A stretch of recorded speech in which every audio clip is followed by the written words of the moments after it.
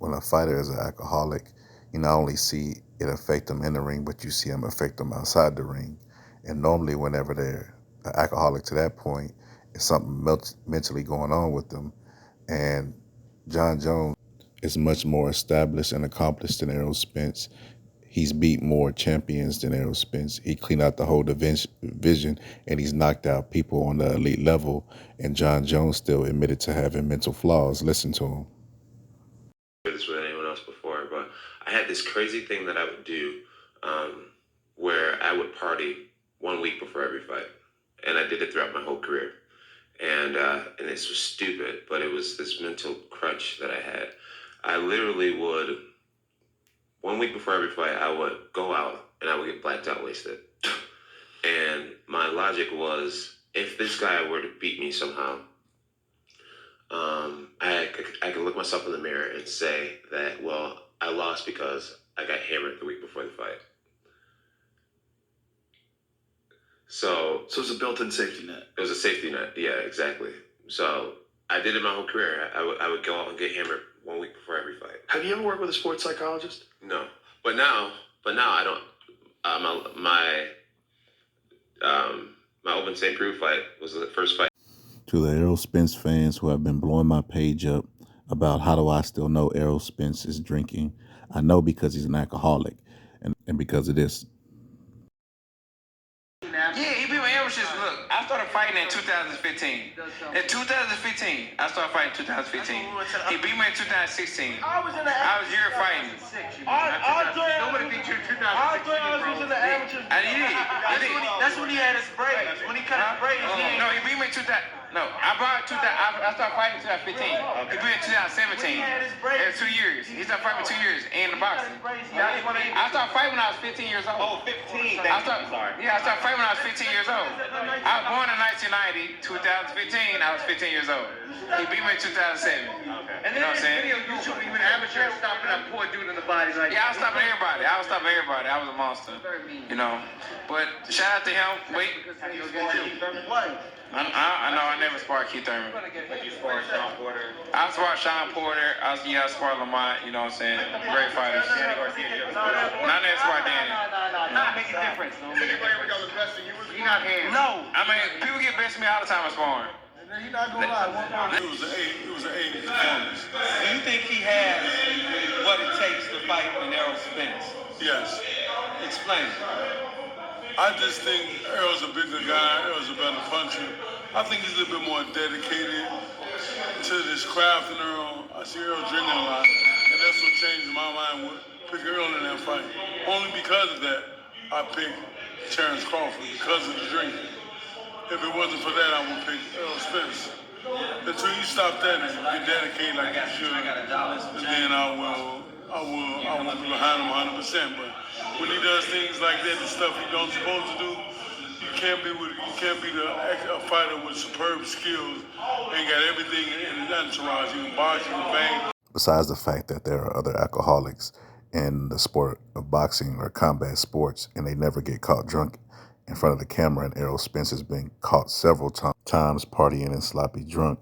But it's not my job to educate you on what alcoholism is. Google it and Google alcohol withdrawals. But the last time we seen Errol Spence in the ring, he had ring rust. Listen to him. I think I had a little bit of ring rust in there, but I think I was just in such great shape and had a great training camp and took everything serious where, I could overwhelm. I can just not be discouraged by, me having ring rust and things like that. So, I feel like just working my jab and using my angles and boxing, was the best move. Now, the inactivity that he had before the Danny Garcia fight, he openly hurt him in the ring. He's been more inactive because of the detached retina, and people forget that the last time we saw Errol Spence in the ring, he was getting beat up by his sparring partners. People have short memories in the sport of boxing. When he was about to fight Manny Pacquiao, they leaked sparring footage, and Errol Spence was getting beat up, getting reduced by a sparring partner that's not even on an elite level. Errol Spence was getting tagged right. And this is the result of abusing your body with alcohol. This is the result of it finally catching up to you.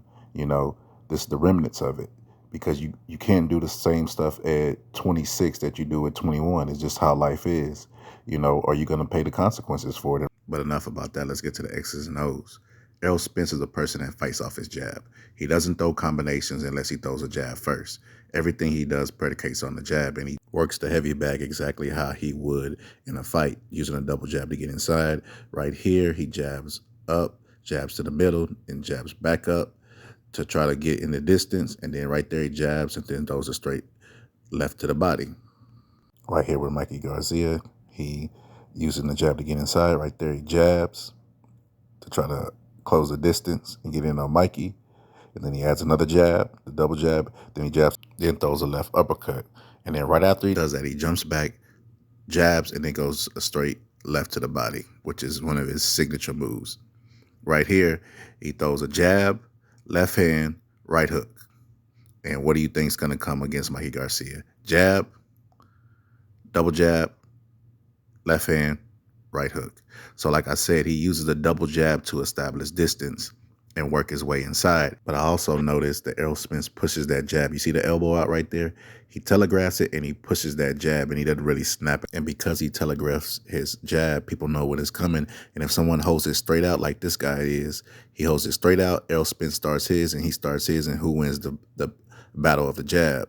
Errol Spence loses because he telegraphs. Errol Spence throwing the power jab can be timed very easily. As you see, Ugas is a master at parrying the jab and countering over the top of it. And he shoots his jab straight. No telegraph movement at all. Straight to Manny Pacquiao's face. No inkling that it's coming. No warning. No anything. So at the battle of the jabs, I think Ugas win easy. Right there, look, double jabbing Manny Pacquiao. And then he has this signature move right there where he loops the punch. If you hold a high guard, he knows how to make the adjustment to get it through. He inverts the punch like that and tries to get it to the ear of the person. And Errol Spence has fallen victim to this in the past. Right there, he telegraphs his punch. Danny Garcia sees it coming, and guess what? Danny Garcia counters his telegraph jab with the right hand and hurts Errol Spence. Right here, Danny squats and lands that inverted punch that Ugas likes to land. He catches Errol Spence standing straight up. And right here, he hurts Errol Spence, and a lot of people didn't notice it because they have untrained eyes. And Errol Spence spits out his mouthpiece because he's hurt right here. He spits it out right there. Right there, you can see it. Not only is that punch Ugas bread and butter to win, right there, look, he throws a jab and then loops the punch to keep, but he sets it up very smartly. He's keeping Manny Pacquiao's hand in place. See right there, he throws it and loops it and tries to catch Manny Pacquiao around the guard. But once he's used to that look and he knows it's coming, Manny Pacquiao puts his hand up and he shoots it straight down the middle. That is the genius. That is what the sweet science is about. That's adjustments. Now watch Errol double jab here, come in and throw body shot, bringing his head to his opponent with his guard down. Right here, he double jabs, signature move, straight left to the body, and pulls out and gets glanced.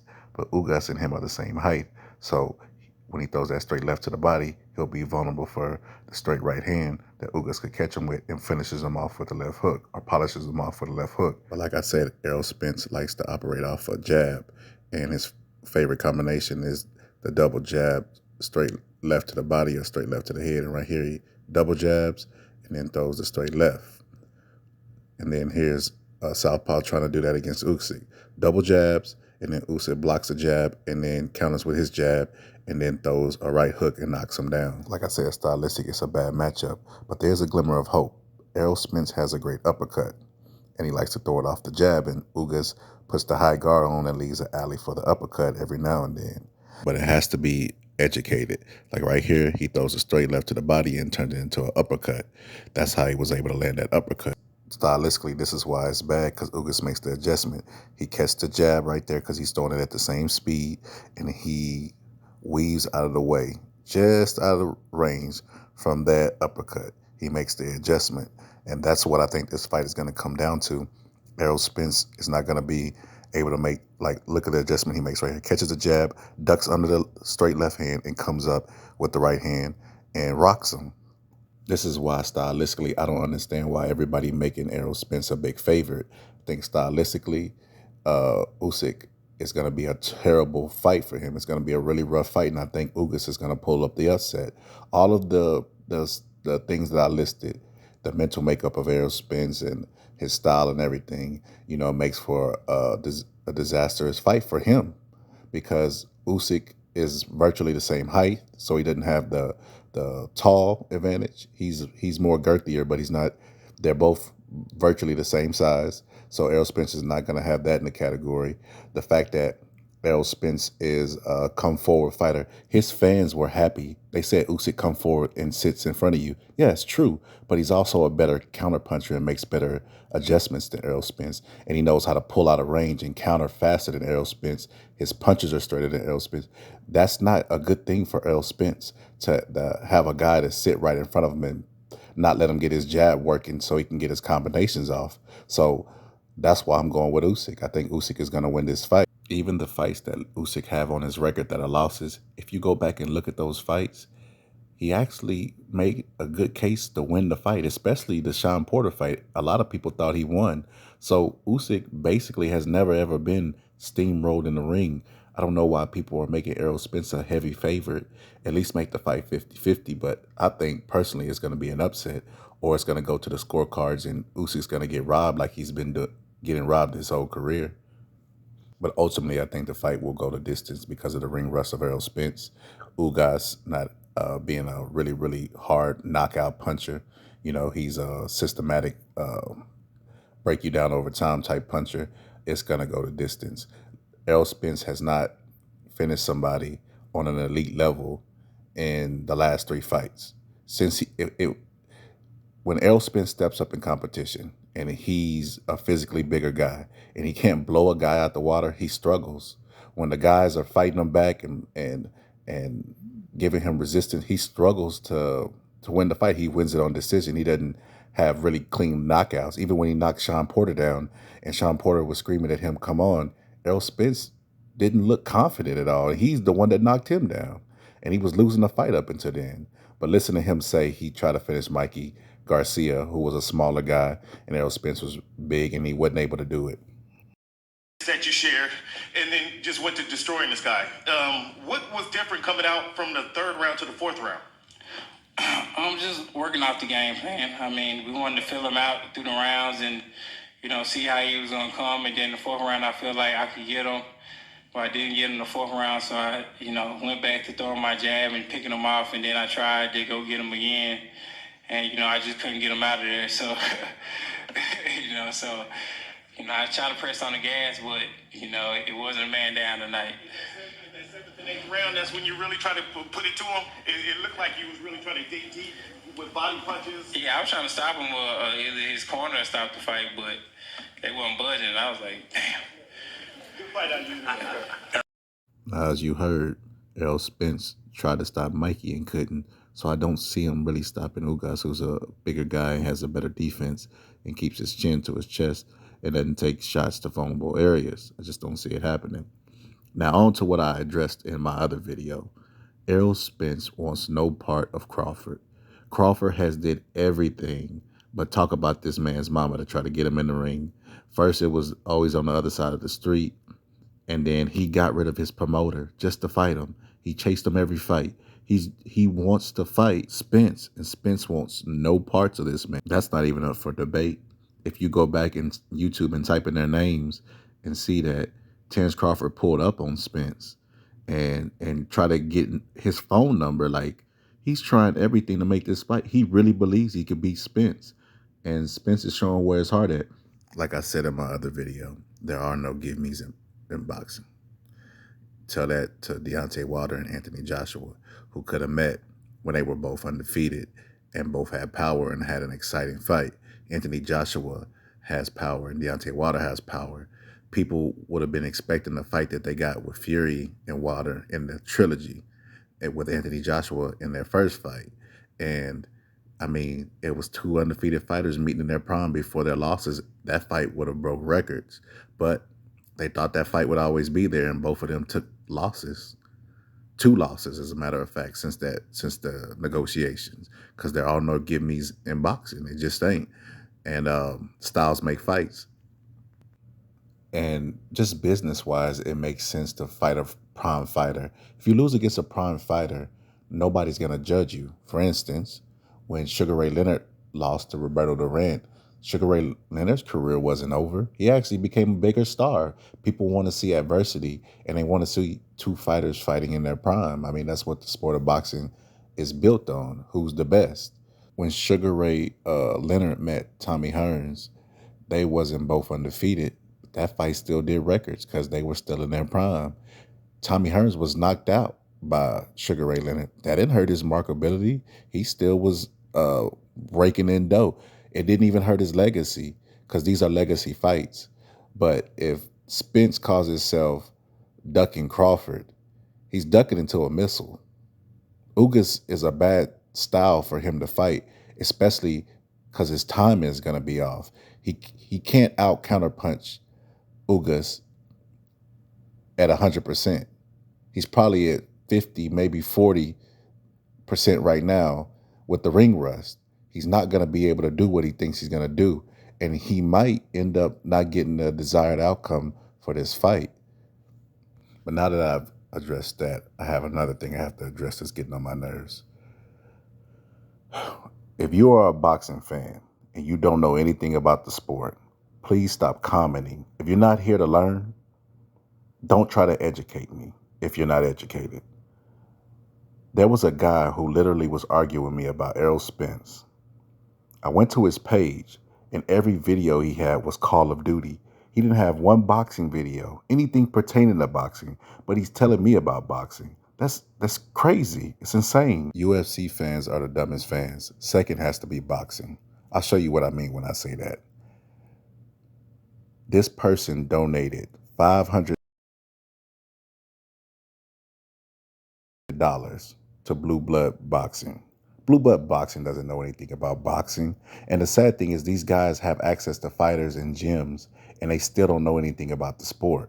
He gave $500 to have his opinion or biasness reinforced.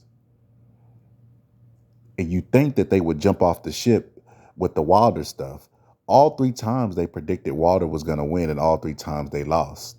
They built themselves up. Oh, redemption. He's going to get redemption. He was cheated. All of this stuff. And then Wilder loses, and it's swept up under the rug, and they're still giving people like this $500.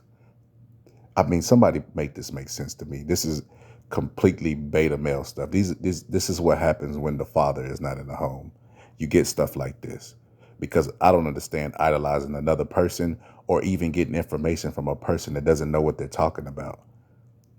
What channels like these do is they do fan math. And I'm going to tell you what fan math is. You pick an elite fighter to pour your support behind. And if they're an elite fighter, you're going to be right a majority of the time. Give you an example. Mike Tyson has 56 wins and 6 losses. If I would have said Mike Tyson was going to win all 56 times, I would have been right 56 times because he's an elite fighter. That's fan math. Now, what they can do is say how a fight is going to go, break down the science, and then give their prediction. But these dumb fans will never force them to because, again, they're tuning in to have their biases reinforced. Look at these comments. These comments are people that are convinced that Crawford is ducking Spence, and I can't wrap my mind around it. Those guys are starting to remind me of the Beehive for Beyonce or the Rihanna Navy, that, any criticism of their person that they have idolized is considered hating, and they go after you nonstop.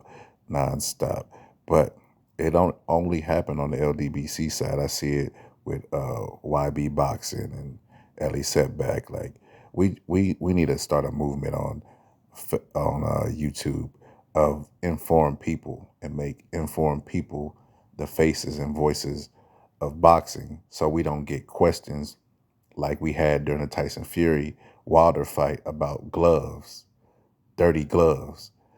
And they made a big deal about gloves, and Wilder was still knocked out with the legal gloves. It doesn't make any sense. I can't even believe Glovegate was brought up and taken serious in the sport of boxing, but we have to fix that. If you're subscribed to a boxing channel and they can't break down a fight and tell you how it's going to go, whether they're right or wrong, or they don't have a 60% predicting rate, they probably don't know shit about boxing, and it just is what it is. You have a 50% chance of getting a fight right with two fighters, unless it's a draw, and you can't even keep above 50% picking. You suck. You're no more than a Stephen A. Smith of YouTube. You're just here to grab a quick buck, $500 worth or $5 worth, and these people are donating a lot of money into it just to have their confirmations bias confirmed.